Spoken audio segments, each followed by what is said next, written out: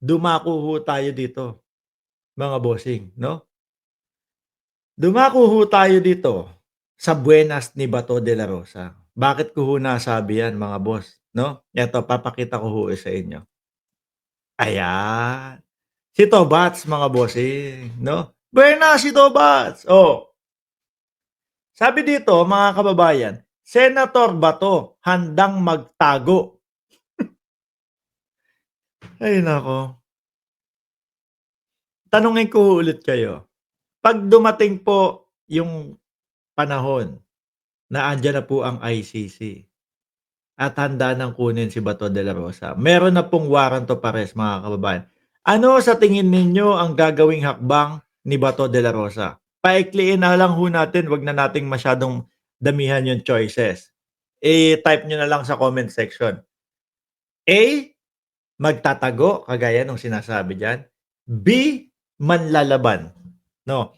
Pangatlo, o susuko ng maayos? Alin po? I-comment niyo na lang po diyan sa comment section. Ako ho kasi ang nakikita ko dito, aabot sa punto si Bato de la Rosa na manlalaban ho, mga kababayan, 'no? Pero sasabihin pa din natin sa kanya, kung naririnig mo 'to, Senator Bato de la Rosa, naku, huwag kang manlaban, sayang ang buhay, 'no? Sayang ang buhay. Oh, malay mo matsambahan niyo na acquitted kayo sa ICC, oh, 'di ba? O mga ilang taon lang, labas ka na uli. Basahin natin, mga bossing. Senator Bato handang magtago versus ICC, suportado ng INC. Diyos ko, lagot. Ay naku po, inendorso pa naman si Senator Bato de la Rosa ng INC. Oh, ICC, suportado ng INC. Diyos ko po, lagot, Bato. Oh, bagamat aminadong magtatago at hindi kailanman susuko sa International Criminal Court, 'no? Biruin niyo, 'no, pinapangalandakan ni Bato de la Rosa na magtatago siya, 'no? O kayo na mga sumusuporta dito, hindi ba kayo nagtataka bakit hindi na lang kaya sagutin ni Bato de la Rosa yung mga akusasyon, yung mga nirereklamo sa kanya? Para naman kaming mga sumusuporta sa kanya, eh, hindi magmukhang uto-uto na lang, 'di ba? Suporta kami na suporta, hindi naman kami makarinig nung mga reason nila. Oh, hindi naman kami makarinig nung mga depensa nila, 'di po ba? Ako ho, kung supporter ho ako nitong si Bato de la Rosa, ako papipiga dito, "Senator Bato, paliwanag mo na, 'no? Para kami mismo na sumusuporta sa inyo, eh, kaya namin kayong depensahan doon sa mga bumabatikos o nagki-criticize sa inyo." Eh, wala. Inday Sara Duterte, Bato de la Rosa, Bongo, lahat 'to. Ang sasabihin lang sa inyo, pinupulitika lang po kami, 'di ba? O tuloy, bagamat aminado, magtatago at hindi kailanman susuko sa International Criminal Court, ICC, 'no? Bukod pa sa pinakakasuhan ng Quadcom ng Crimes Against Humanity dahil sa umano'y pagkakadawit sa EJK noong drug war, natanggap pa rin ni Senator De La Rosa, 'no, ang pag-endorso ng Iglesia ni Cristo, INC, para sa kanyang re-election bid, mga kababayan. Biruin mo, 'no? Ewan ko kung ano nangyayari sa INC. Ayoko na magsalita diyan, 'no? Pero madami hong nagsasabi, mga kababayan, iba na daw ho ang Iglesia ni Cristo, mga bossing. Ibang-iba na daw po ang Iglesia ni Cristo. Basahin ho natin 'to. Sa kabila ng mga kinasangkutang kontrobersya sa nakalipas na mga buwan, 'no?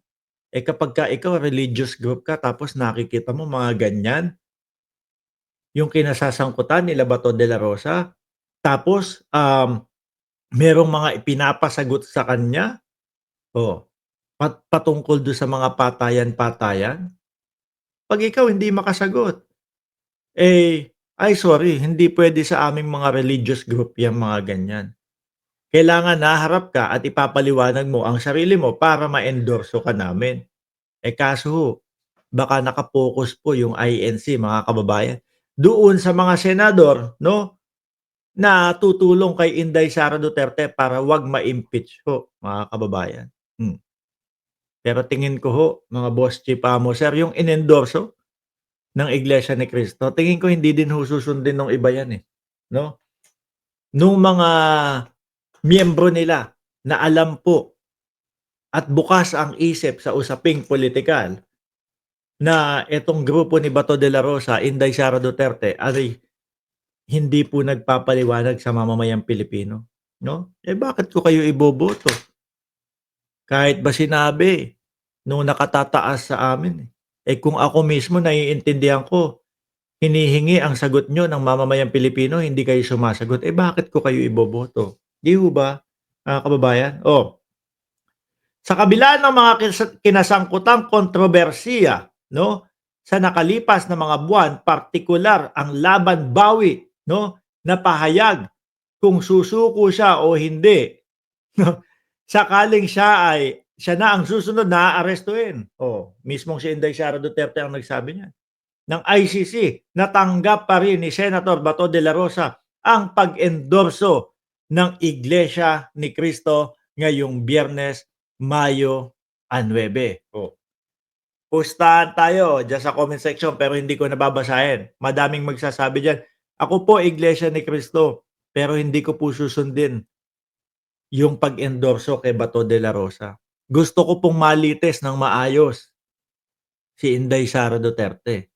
'Di po ba? Oh, una nang napabilang si De La Rosa sa mga dati at kasalukuyang opisyal na pinakakasuhan ng Quadcom, ng Kamara. Eh, kasi naman si Bato binigyan siya ng pagkakataon para ipaliwanag ang kanyang sarili. Ano ho ang ginawa? Ayaw hong sumipot, ayaw pumunta. Oh, ano ba namang klase 'yun? Para na nga ho sa kanila 'yan, mga kababayan, eh, 'no? Para na ho sa kanila 'yan, mga kababayan, upang sa gano'n maipaliwanag nila. Kapag tayo narinig natin yung kanilang mga paliwanag patungkol po diyan sa mga EJK na 'yan, baka 'pag narinig natin tama sila, baka tayo pa ho mismo, mga kababayan, ang sumigaw at magdepensa dito sa mga ito. Eh, wala, ayaw hong magpaliwanag. Oh, kaya nagtataka din yung mamamayang Pilipino, bakit ganito yung mga ini-endorso ng Iglesia ni Cristo? Dahil lang ba talaga itong mga tumatakbo o itong mga kandidato na ito ay tutulungan si Inday Sara Duterte para hindi ma-impeach? 'Di po ba? Gano'n kasi nagmumuka yung endorsement nila, mga kababayan, 'di ba? Oh, sa pagharap ni Duterte sa pagdinig sa Senado sa drug war Nobyembre 13, 2024, itinuro pa niya si De La Rosa, unang hepe ng PNP sa kanyang administrasyon bilang commander ng death squad. Oo, naalala niyo ho 'yun? Nagulat nga ho si Bato de la Rosa yun. Ayan, sabi niya, "Ayan, yung mga PNP chief ko diyan, alam nila yun." 'Di ba? At dun ho din nasabi ng dating Pangulong Duterte, mga kababayan, yung inuudyukan nila na manlaban po yung mga suspect pa lang. Oh, tapos ngayon sila, "Eh, walang due process, bakit hindi ibinigay ang due process kay dating Pangulong Duterte?" Gano'n ho sila ng gano'n, mga kababayan, 'di ba? Oh, kilala sa black voting tuwing may halalan, 'no? Pasok din sa sample ballot ng INC sina former Bam Aquino na sinasabi, eh, mukhang siya yung pinaparinggan na das who, 'no? Bongo, Bong Revilla, Pia Cayetano, Amy Marcos, Marcoleta, eh, siyempre iiwanan ba nila si Marcoleta at Camille Villar.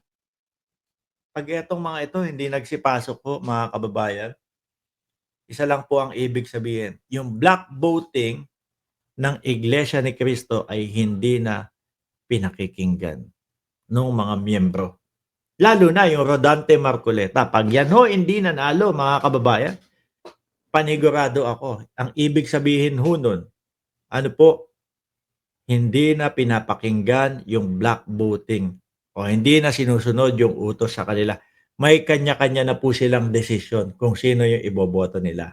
Ah, 'di ba?